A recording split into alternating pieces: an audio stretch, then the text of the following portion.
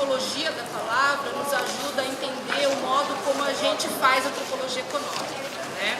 Então, a ideia de economia, né, vem da palavra grega de oikos,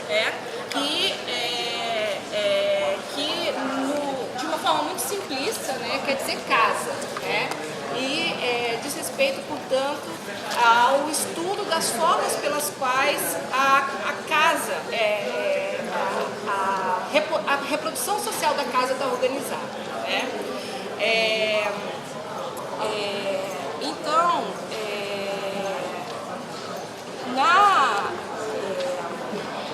a problemática da antropologia econômica, ela está estritamente ligada à problemática da reprodução social, tá?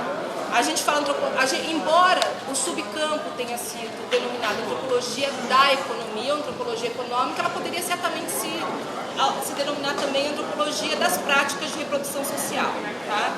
E reprodução social, ela é concebida não só na antropologia econômica, mas na antropologia, de uma maneira geral, como a reposição das coisas, como as práticas como as dinâmicas sociais que permitem a reprodução social, a reposição, melhor falando, de coisas e pessoas que permite a reprodução social, né? Embora a nossa sociedade tende a pensar a reprodução social como a reprodução de coisas, a reposição de coisas e constrói uma narrativa, imagina a reprodução social como a reposição de coisas e por isso pensa muito a economia através das lógicas de produção, né? A antropologia econômica oferece vários elementos para que a gente aborde as dinâmicas de reprodução social como a reposição de pessoas e coisas. Afinal, não há reposição de coisas se não existir reposição de pessoas, né?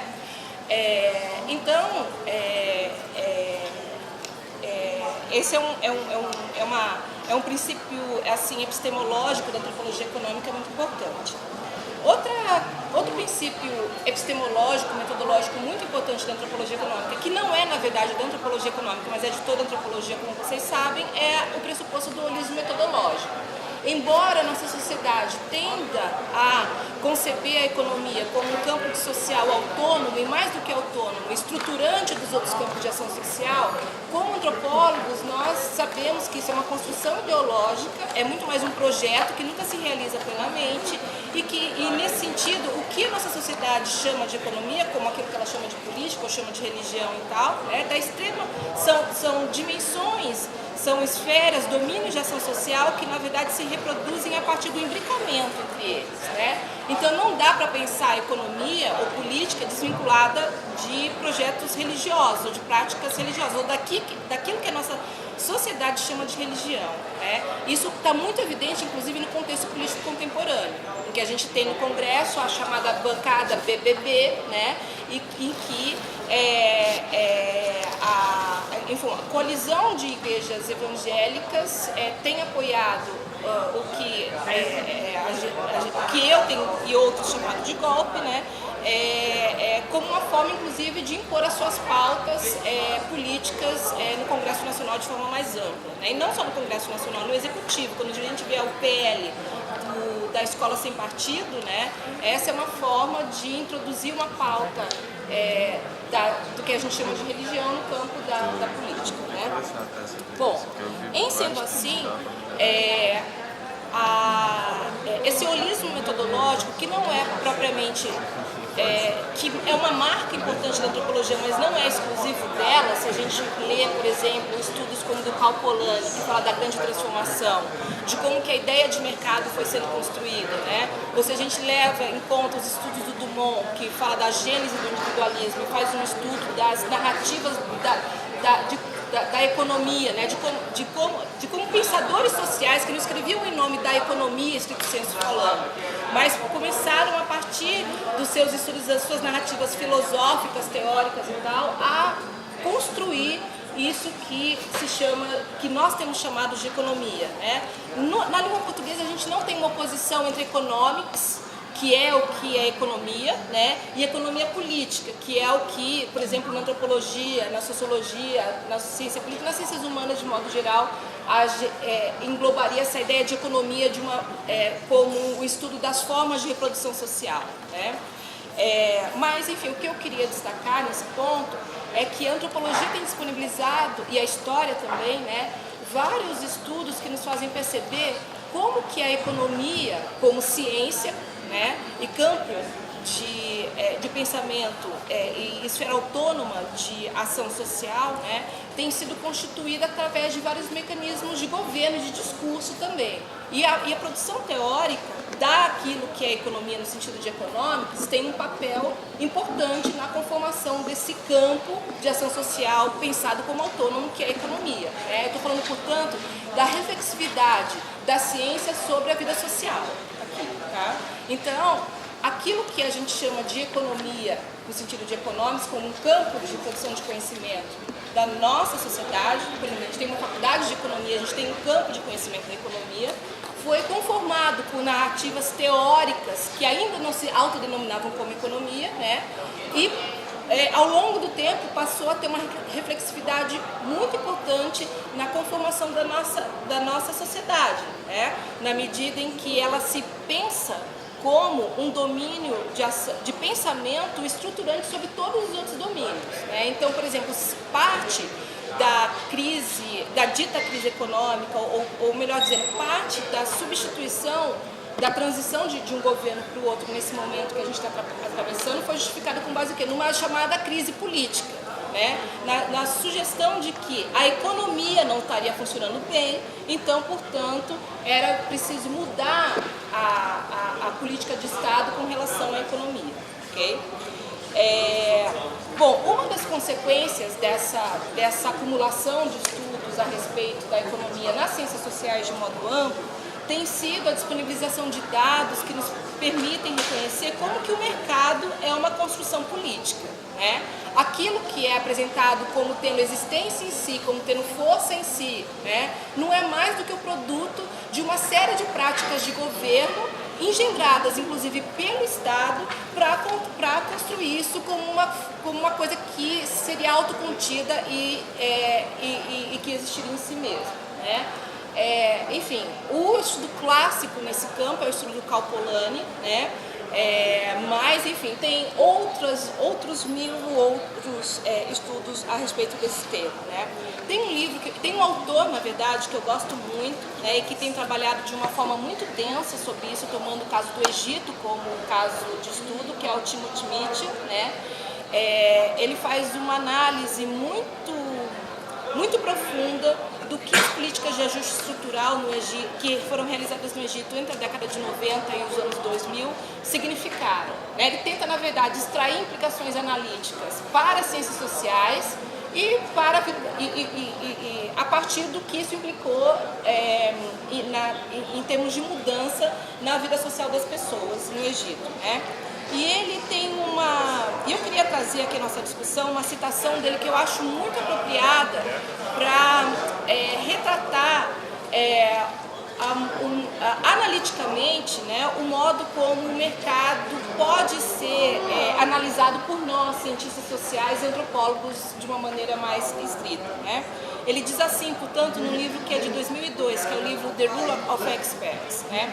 O mercado é uma simples imagem para retratar relações entre fazendeiros, trabalhadores, proprietários de terra, oficiais de Estado, né, funcionários públicos,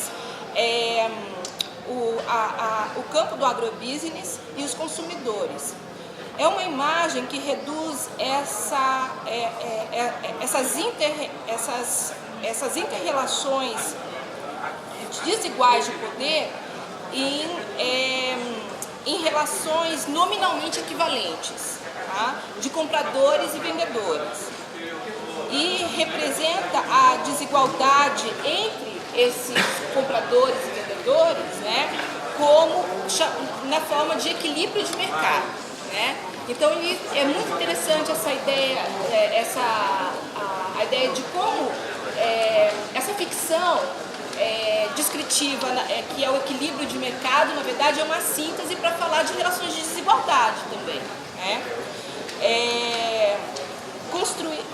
essa imagem de equilíbrio, construir essa imagem de equilíbrio, né, nessa narrativa despolitizada, né, que na verdade subtrai das relações entre os vários atores que compõem essa rede, esse componente de desigualdade, né, é o que o processo de ajustamento, de ajuste estrutural faz. Né?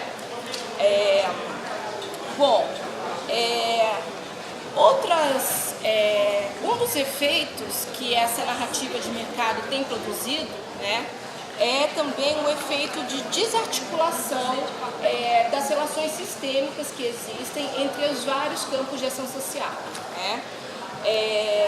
Então, em outros termos, eu diria que nos termos de Foucault, né, nós poderíamos dizer que a narrativa do mercado, do equilíbrio, ou de equilíbrio do mercado, né, ela gera um efeito de despolitização da ação social.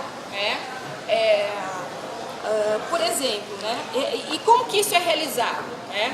Por exemplo, quando a gente vê narrativas que circulam nos jornais e tal, de que o ajustamento estrutural ele é necessário por razões técnicas. Né? Mas o que é a técnica? A técnica não tem substância em si. Né?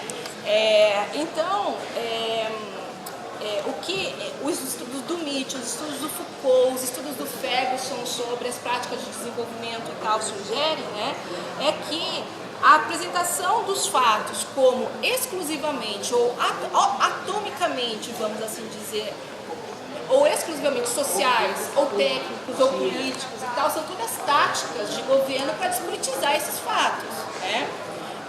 Então, esses estudos antropológicos nos provocam a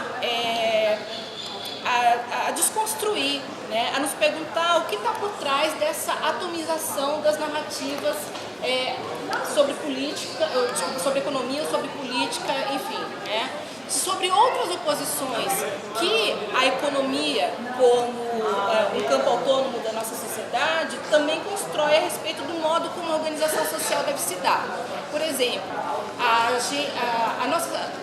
a episteme hegemônica da nossa sociedade, ela acredita que existe o espaço privado e o espaço público como dimensões autônomas, se não de fato, pelo menos ideologicamente enquanto tais, né, da nossa sociedade, que a reprodução social no espaço privado, no espaço doméstico, não teria nada a ver com o espaço público, né, ou com o espaço coletivo. Antropologia, vários estudos de antropologia econômica têm mostrado que isso é uma ficção, na verdade, né? Que as dinâmicas, que se a gente pensa reprodução, economia como reprodução social, como reposição de gente, de coisas, não há como deixar de levar em consideração o espaço privado, o espaço doméstico.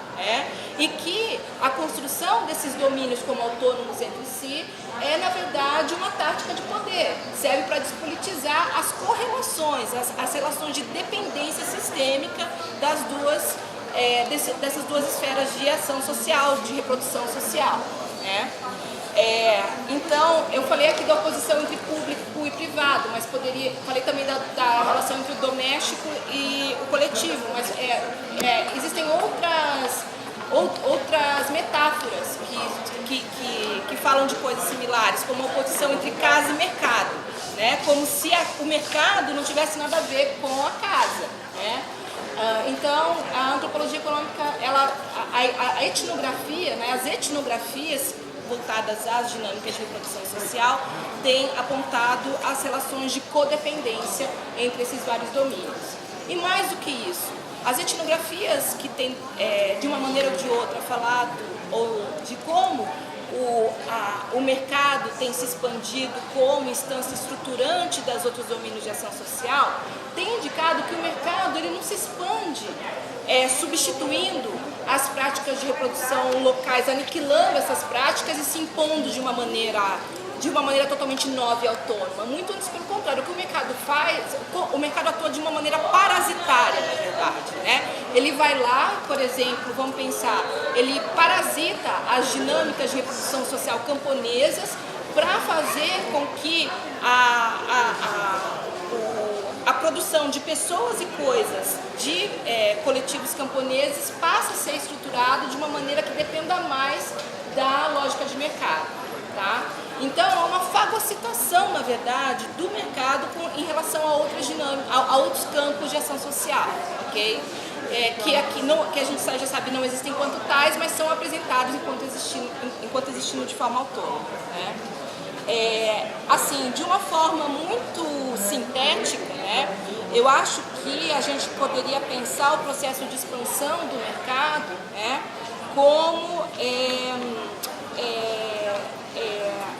como os processos pelos quais o mercado altera as relações de dependência nas quais as pessoas estão inseridas, de maneira a fazê-las cada vez mais dependentes dele, mercado, nas suas práticas de reprodução social. Por fim, eu queria falar um pouco de outros pressupostos da antropologia econômica que certamente vão aparecer aqui no que o pessoal da pós-graduação vai falar, né, a partir dos seus seminários, né, e que é importante a gente ter em mente para entender melhor o que eles vão falar, né. As etnografias produzidas na antropologia econômica têm permitido identificar que diferentes coletivos sociais, eles organizam as suas dinâmicas de reprodução organizando as práticas de reposição de pessoas e coisas, né, em diferentes esferas de troca, né. Isso existe em toda e qualquer sociedade, né, e que essas diferentes esferas de troca elas se constituem enquanto tal na medida em que elas são orientadas por moralidades de troca específicas e por regimes de troca específicos, né? Ao longo do seu desenvolvimento teórico, a antropologia tem reconhecido a existência de 3 regimes de troca, grosso modo falando, que é o regime de dádiva, o regime de mercado e o regime de escândalo, tá? Esses regimes são reconhecidos enquanto tais por serem orientados por determinadas expectativas de como a troca deve acontecer e quais os efeitos que devem ser oriundos dessa troca, né? Então, por exemplo, o regime de dádiva, que é aquele sobre o qual a antropologia tem escrito bastante, né? Nele circula menos dinheiro e um dos efeitos do regime de troca é a reprodução de relações entre as pessoas. A diferença do regime de commodity, em que o objetivo principal é ter acesso a um objeto, né? A relação entre as pessoas é esporádica, é errática e o principal objetivo da troca é ter acesso a um determinado objeto, né? E entre o regime de troca da dádiva e o regime de troca do mercado está o regime de escândalo, que se caracteriza, entre outras coisas, pela troca de espécie por espécie e pela ausência de dinheiro, né? Enquanto que a marca de dinheiro nas transações é uma das principais características do regime de mercado. Mas nós sabemos também que no regime de dádiva pode ter dinheiro, obviamente, mas esse dinheiro ele é manejado enquanto dádiva e não enquanto mercadoria, vamos assim dizer, tá? Essa problemática das esferas de troca, das moralidades de troca, elas são fundamentais para a gente procurar dar um sentido antropológico para as narrativas de corrupção que nós vimos circulando ad nauseam atualmente na nossa grande imprensa, né? Então, desde o ponto de vista antropológico, como que a corrupção pode ser pensada? Estou aqui pensando alto agora, a Maíra vai falar disso com mais precisão, tá? Pode ser vista, a corrupção é uma categoria de acusação, né, que sugere que determinadas trocas não podem acontecer do modo como elas estão acontecendo, né? Então você não pode trocar dinheiro por voto, porque voto, do ponto de vista das expectativas morais hegemônicas, devia circular num regime de troca onde dinheiro não entra, ok? Então, enfim, só estou começando esse debate para a gente pensar sobre isso também. Outra questão interessante para a gente, outras controvérsias importantes que ganham nova luz levando em conta essa problemática do regime de trocas são as controvérsias contemporâneas sobre a potencial comodificação de tecidos humanos. A gente pode comprar óvulo, a gente pode comprar espermatozoides, a gente pode comercializar órgãos, né? E aí Na estrutura legal da nossa sociedade, a categoria de tráfico também aparece como uma categoria de acusação, nesse contexto, dizendo que o tráfico acontece quando você está fazendo circular coisas entre esferas de troca que são tomadas como ilegítimas desde o ponto de vista da narrativa hegemônica da nossa sociedade. Okay? Bom, então, eu acho que da minha parte eram esses pressupostos que eu queria compartilhar.